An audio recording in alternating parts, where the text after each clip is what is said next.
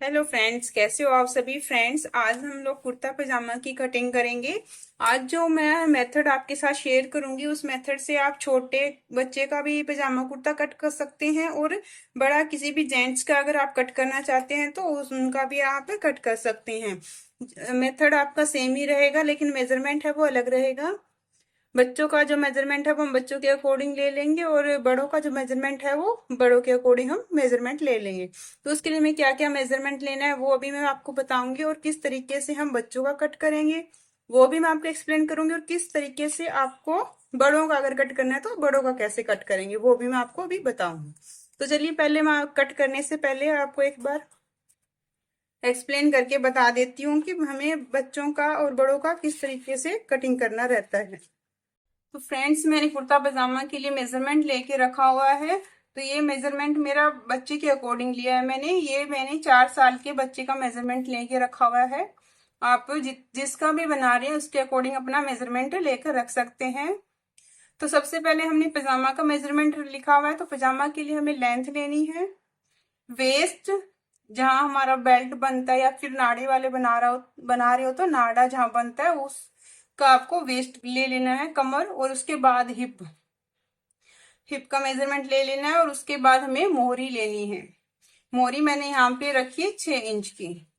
तो मोहरी अगर आपने किसी की मेजर नहीं की है, मेजरमेंट लेना भूल गए हैं, तो आप जितना भी आपका हिप है उसका फोर्थ पार्ट करके भी आप मोहरी बना सकते हैं। और अगर आपको मोहरी लूज बनानी है तो आप हिप को 3 से डिवाइड करके मोहरी का मेजरमेंट ले सकते हैं। तो उसके बाद आता है हमारा कुर्ता की मेजरमेंट। कुर्ता के लिए मैंने लंबाई रखी है 20 इंच। शोल्डर मेरा है 9.5 इंच। चेस्ट 21, हिप 23 और स्लीव की लेंथ है 14 इंच और स्लीव की मोहरी है 3.5 इंच। उसके बाद हमने ये इलास्टिक का रखा है। इलास्टिक का हमें कितना डालना है, अगर आप इलास्टिक वाला बना रहे हैं तो जितने भी आपका बेल्ट वाला साइज है जो हमने वेस्ट ली थी उसका जितना भी साइज है उसमें से आपको 4 या 5 इंच माइनस कर देना है। अगर आपको बच्चे के अकॉर्डिंग बनाना है तो थोड़ा आप कम भी इसको माइनस कर सकते हैं। अगर इसमें आप इलास्टिक नहीं डालना चाहते हैं तो आप इसमें सिंपल नाड़ा भी डाल सकते हैं। तो सबसे पहले हम कुर्ते के लिए देख लेते हैं कि हमें कुर्ते की कटिंग किस तरीके से करनी रहेगी। तो कुर्ते के लिए हमें सबसे पहले नेक बनाते हैं। नेक का ब्रोड हमें लेना है। तो नेक का ब्रोड हम किस तरीके से लेंगे, मान लीजिए मैंने यहाँ पे कुर्ते के लिए, मान लीजिए हमने यहाँ पे ये कुर्ते का फैब्रिक फोल्ड करके लिया हुआ है। तो उसके लिए हमें सबसे पहले नेक का निशान लगाना है। नेक का ब्रोड लेने के लिए हमें जितना भी हमारा चेस्ट का साइज है उसको 12 से भाग करेंगे। चेस्ट को 12 से भाग करने के बाद जितना भी हमारा नेक ब्रोड आएगा यहाँ से नेक ब्रोड ले लेंगे। और अगर आप मान लो किसी बड़े का बना रहे हैं तो आपको अगर नेक फिक्स रखना है तो आप 2 इंच का भी बना सकते हैं नेक। और अगर आप बच्चे का बना रहे हैं, ज्यादा छोटे बच्चे का बना रहे हैं, तो आप इसको 2 इंच या फिर 1.5 इंच भी कर सकते हैं। उसके बाद हमारा आता है शोल्डर। हमें शोल्डर कितना रखना है, शोल्डर जितना भी हमारा शोल्डर आएगा उसके अंदर हमें 2 इंच प्लस करना होता है।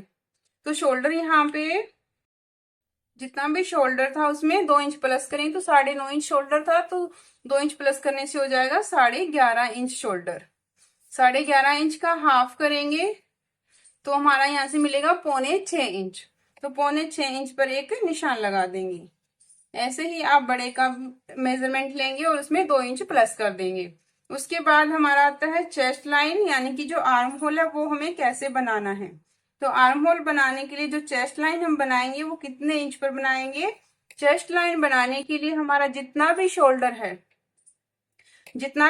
है उस पे हम सिर्फ उसका हाफ करेंगे।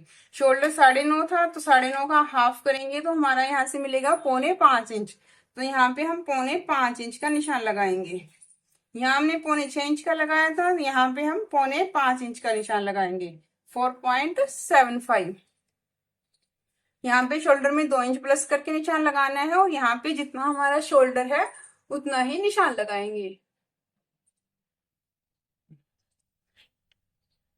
उसके बाद आता है आर्म होल का। आर्म होल हमें कितना बनाना है, ये हमारा ये वाला गैप था, अब आर्म होल कितना बनाना है? आर्म होल बनाने के लिए जितना भी हमारा चेस्ट है उसका हमें सिर्फ फोर्थ पार्ट करना है।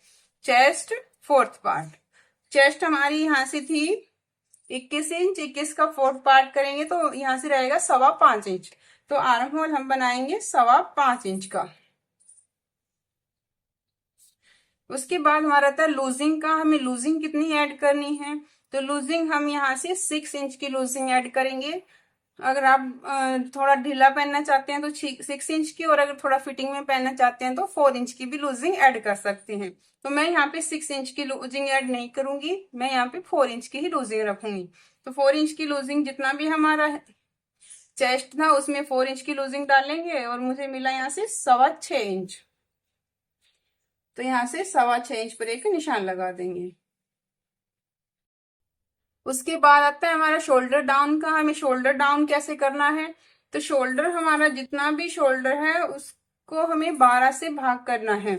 शोल्डर हमारा यहाँ से जो बड़ा हुआ शोल्डर है, जितना शोल्डर हमने लिया था उसमें 2 इंच प्लस करके जो शोल्डर आया है उसको हमें 12 से भाग करना है। तो मेरा शोल्डर 9.5 इंच था, प्लस करने के बाद ये हुआ 11.5 इंच। तो 11.5 इंच को 12 से भाग करेंगे तो 1 इंच से कम आएगा, लेकिन मैं इसको 1 इंच ही लेकर चलूंगी।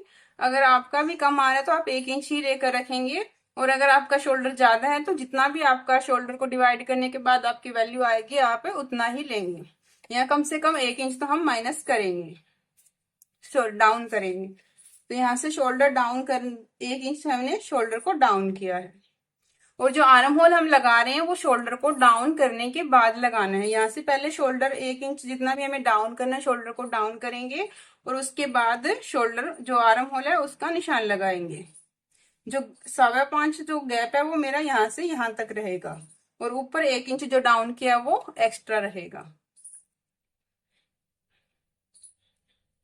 उसके बाद हमारा आता है ब्लैकेट पट्टी का। यहाँ से ये पट्टी रहेगी, जितनी भी हमारी पट्टी है उससे हम, मान लीजिए हमें 1/2 इंच की ब्लैकेट पट्टी बनानी है, 1 इंच की पट्टी बनानी है, तो यहाँ से 1/2 इंच जितना कट करेंगे। और दूसरा ये रहेगा कि जितना हम ब्लैकेट पट्टी चौड़ी बना रहे हैं कॉलर हमें उतनी ही चौड़ी रखनी है। यहाँ पे ब्लैकेट पट्टी हम 1 इंच की चौड़ी बना रहे हैं तो हमें कॉलर भी 1 इंच का रखना है। अगर ये हम 1.25 इंच की बना रहे हैं तो कॉलर भी हमें 1.25 इंच का रखना है। और ये अगर 2 इंच की या 1.5 इंच की बना रहे हैं तो कॉलर भी हमें उतना ही रखना है। ये था हमारा कुर्ता के लिए मेजरमेंट। और अब हमारा था कि हमें पजामा कैसे कट करना है। पजामा के लिए भी हमें फैब्रिक को फोल्ड करने के बाद जैसे हम बेल्ट के लिए निशान लगाते हैं, तो ऊपर जितना भी हमें इलास्टिक डालना है, जितने इंच का भी हमें बेल्ट बनाना है तो उसके अकॉर्डिंग हम इसको फोल्ड कर देंगे। और इतना ऐसे जितना हमें नीचे फोल्ड करना है उतना ही हम नीचे की तरफ एक्स्ट्रा रख लेंगे। उसके बाद यहाँ पे हम बेल्ट के निशान लगाते हैं। तो बेल्ट में जितना भी हिप है उसको 4 से डिवाइड करेंगे और उसमें 2 इंच प्लस कर देंगे। जितना यहाँ से हिप को 4 से डिवाइड करने के बाद, हिप 23 था उसमें 4 से डिवाइड करने के बाद 2 से प्लस किया तो मेरा यहाँ से आ रहा है 7.25 इंच। और उसके बाद आता है आसन का। तो आसन हमारा जितना भी हमारी लेंथ है उसका थर्ड पार्ट आप ले सकते हैं। ये जितनी भी लेंथ है, लेंथ को 3 से भाग करेंगे, जितना भी हमारा आएगा उतना हम आसन ले सकते हैं। या फिर जितना भी हिप है हिप को 3 से डिवाइड करेंगे, जितना भी आंसर आएगा वो आप यहाँ से लगा सकते हैं। तो मैंने हिप को डिवाइड किया था तो मुझे मिला है 7.67, 7.8 से थोड़ा सा कम है। तो यहाँ पे इतना निशान लगा देंगे। उसके बाद हमें क्रोच का निशान लगाना है। अगर बच्चे के लिए लगा रहे हैं तो हमें 1.5 या फिर 2 इंच का ही क्रोच पॉइंट लगाना है, 1.5 या फिर 2 इंच का। और अगर आप बड़े का लगा रहे हैं तो आपको 2 या फिर 2.5 इंच का क्रोच पॉइंट लगाना है। उसके बाद इसको शेपर पट्टी से मिला देंगे और इसकी कटिंग कर देंगे। इस तरीके से हम कुर्ते और पजामे की कटिंग करेंगे। जितना भी आपने कमर पे निशान लगाया है उससे 1.5 या 2 इंच नीचे पॉकेट लगाएंगे।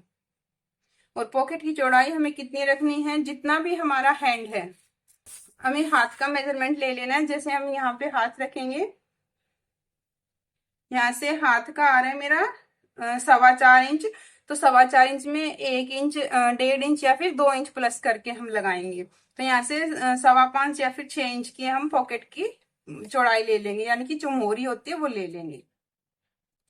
ये जो पॉकेट का ओपन वाला पार्ट होता है वो हम हमारे हाथ से 1.5 या 2 इंच प्लस करके लेंगे।